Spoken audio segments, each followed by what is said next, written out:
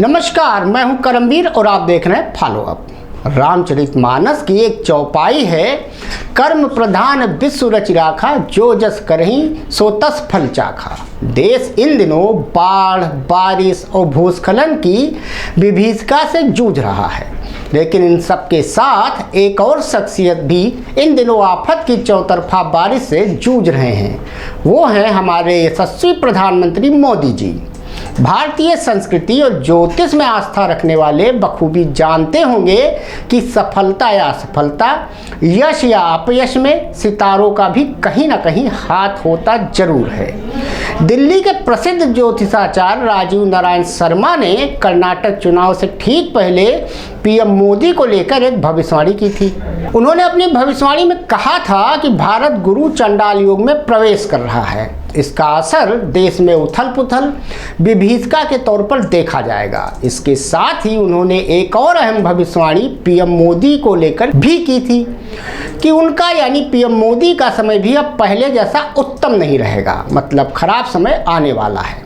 हालांकि मोदी जी हम सभी के प्रधानमंत्री हैं, तो मैं उनके स्वस्थ, दीर्घायु, यशस्वी होने की कामना के साथ ही प्रभु श्री राम से उन्हें विश्व गुरु ही नहीं पूरे ब्रह्मांड का गुरु बनाने की प्रार्थना करता हूं। क्योंकि बजरंग बली तो आजकल मोदी सर की सुनते नहीं, तो सीधे सुप्रीम बात से प्रार्थना ही ज़्यादा सही होगी। अब आपको बताते हैं आखिर वो कौन कौन सी ताज़ा मुसीबतें हैं जो मोदी जी को चैन नहीं लेने दे रही, और वो मणिपुर को जलता छोड़ इन दिनों देश भर में घूम घूम कर 2024 के चुनाव से ठीक पहले सारे कील काटे दुरुस्त करना चाहते हैं। वो भी तब जब उनके अभिभावक संस्था आरएसएस यानी संघ ने भी साफ तौर पर कह दिया हो कि सिर्फ हिंदुत्व और मोदी मैजिक के सहारे चुनावी नैया पार होने वाली नहीं। मंगलवार यानी 11 जुलाई का दिन मोदी जी के लिए आने वाले महीनों में कई मामलों में अमंगल साबित हो सकता है। जैसे आज सुप्रीम कोर्ट ने 3 अलग अलग मामलों की सुनवाई की। ये तीनों ही मामले मोदी सर के लिए अहम हैं। पहला मामला धारा 370 की अगले महीने से नियमित सुनवाई से जुड़ा है। दूसरा और सबसे अहम फैसला ईडी डायरेक्टर और मोदी जी के सबसे प्रिय अधिकारियों में शुमार संजय कुमार मिश्रा की हर हाल में रुखसती से जुड़ा है। और तीसरा मामला मोदी सर के एक और प्रिय अडानी मामले से जुड़ा है। ये तो रहे आज के ताज़ा 3 मामले। इसके साथ ही मोदी जी की कृपा और ज़्यादा दूरदर्शिता के चलते 2 अंतर्राष्ट्रीय कांड भी हुए हैं। पहला, भारतीय सेना से नए गोरखा जवानों की भर्ती ने टाटा बाय बाय कहना शुरू कर दिया है, और दूसरा, भारत में सेमीकंडक्टर चिप बनाने से भारत की कंपनी वेदांता समूह से ताइवान की फॉक्सकॉन टेक्नोलॉजी ने नमस्ते यानी इनकार कर दिया है। आज इन्हीं मुद्दों पर चर्चा करेंगे। सबसे पहले आते हैं विपक्ष पर सबसे ज़्यादा कारगर हथियार के तौर पर मोदी सरकार के जादुई छड़ी यानी ईडी डायरेक्टर संजय कुमार मिश्रा को हर हाल में जुलाई के अंत तक हटाने के सुप्रीम फैसले पे सुप्रीम कोर्ट ने मंगलवार को कहा कि ईडी डायरेक्टर संजय मिश्रा का कार्यकाल तीसरी बार बढ़ाने का केंद्र का फैसला गैर कानूनी है। कोर्ट के इस आदेश के बावजूद मिश्रा 31 जुलाई तक पद पर बने रहेंगे। तब तक सरकार को नए ईडी चीफ की नियुक्ति करनी होगी।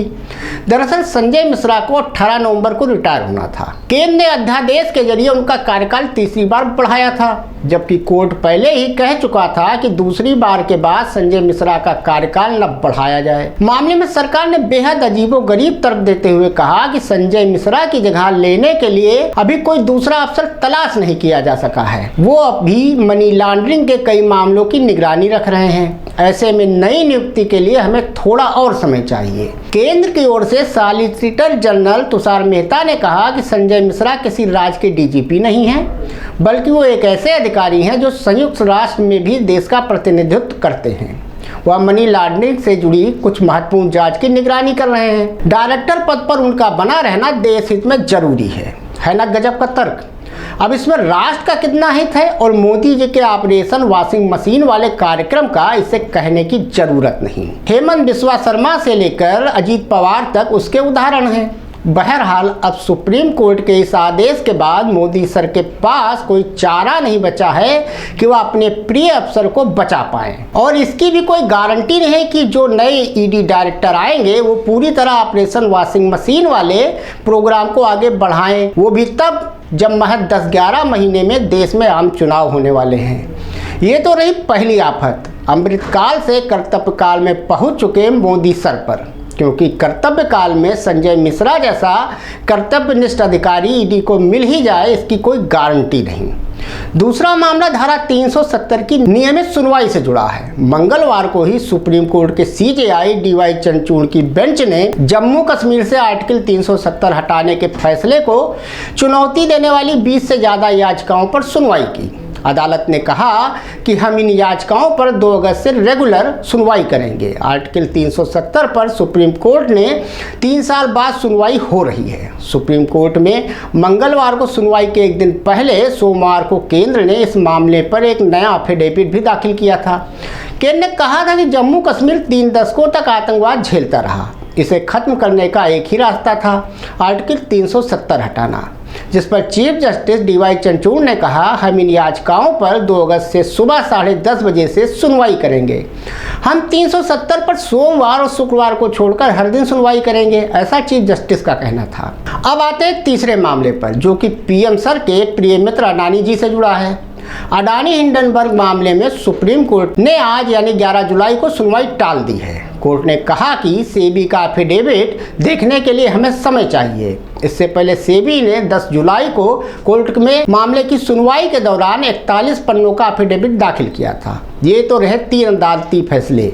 अब चलते चलते 2 अंतर्राष्ट्रीय फैसलों पर भी बात कर लेते हैं। मोदी जी खूब डंका बजा बजा कर गुजरात मॉडल और देश को कहीं का ईंट कहीं का रोड़ा भानुमति ने कुनबा जोड़ा की तर्ज पर बताते थे कि भारत बस अब आत्मनिर्भर बन ही गया, देश में अब सेमीकंडक्टर चिप बनेगा और क्रांति होगी। फिर क्या है, देश तुरंत विश्वगुरु बन जाएगा। लेकिन हुआ अब बिल्कुल उल्टा, क्योंकि इसमें एक पार्टनर बिदक गया है। ताइवान की फॉक्सकॉन टेक्नोलॉजी ने भारत के वेदांता समूह के साथ गुजरात में सेमीकंडक्टर उत्पादन प्लांट लगाने का 19.5 अरब डॉलर का निवेश समझौता रद्द कर दिया है। इस फैसले से प्रधानमंत्री नरेंद्र मोदी की भारत को सेमीकंडक्टर निर्माण का हब बनाने की महत्वाकांक्षी योजना को भी झटका लगता है।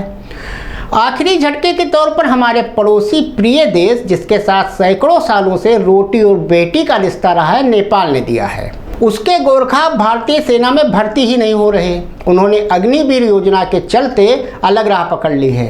आपको थोड़ा अतीत में ले चलते हैं। अगर कोई व्यक्ति कहता है कि उसे मौत से डर नहीं लगता तो वो झूठ बोल रहा है या फिर गोरखा है।